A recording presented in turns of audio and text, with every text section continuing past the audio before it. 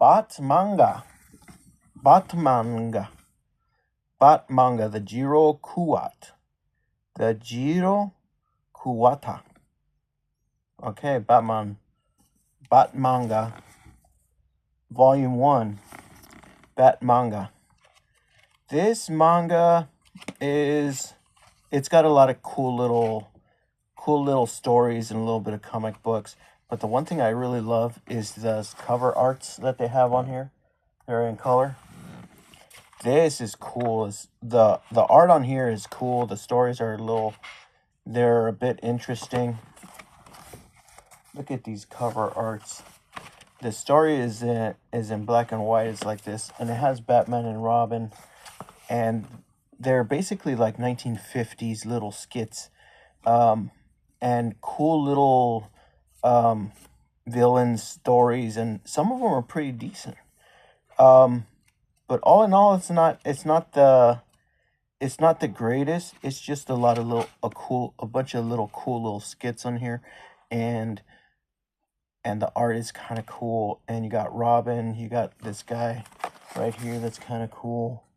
It's a lot of little cool little pictures and little stories. There's probably like at least 30 stories or so. I don't know how many mini stories there are, but there's a lot of little stories in here, and it's pretty thick and heavy, good quality. It's a cool little book, but that's basically what it is, a cool little book. It's nothing phenomenal, it's nothing groundbreaking. It's just a cool little novelty comic book. It is not going to be these are not going to be the greatest stories that you've ever seen or read. It's just a cool little coffee table manga book, and that's all right. It's not going for any prizes. It's not going for phenomenal. It's just a cute little novelty manga, and it's nice if it's about $15. Came out in 2014. I'm pretty sure you could get it for less. It's not that great. The stories are not that great. They're not that phenomenal, but there are cool little. They're different. The stories are different than American Batman stories, so they're a little bit better. In my opinion, they're a little bit better than the original Batman old school ones, and it's like kind of like from the 1950s. It's a fun little Batman manga thing, and there's 3 parts to it. This is volume 1, and there's 2 and 3. So it's cool, but it's not groundbreaking. It's not earth shattering. It's not something that phenomenal. If you're a Batman fan, then definitely get it, but you're not going to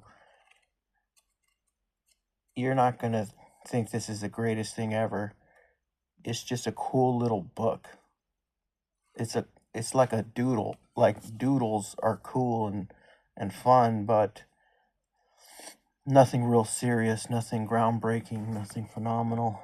It's just nice, cool little book to have. So I would say, personally, I wouldn't buy it for myself because it's not that great.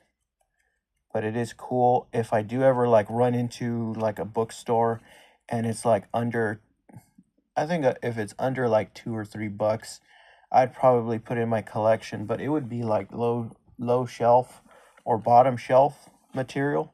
This would not be top shelf. This probably won't even be on the main shelf. This is probably something just for kicks. I'd probably, if I got it cheap enough, I would probably rip out the art and hang it on my wall, because these cover arts are pretty cool. I really like the cover arts. Those are pretty badass. I love them. But yeah, the stories are not that great. They're not that phenomenal. They're all right. It's a fun little book, and that's about it. But nothing groundbreaking, nothing earth-shattering, nothing to tell your friends about. They're not going to be raving about this. This is not going to be a classic. This is just a fun little book, and depending on what you like, if you like fun little things that are kind of quirky, then maybe you'll like this. But there's nothing too high stakes in here. It is a little bit more, a bit more edgier than American Batman, so it is kind of cool that in that way. But it's just okay for me, and I wouldn't want it in my collection unless it's very, very good.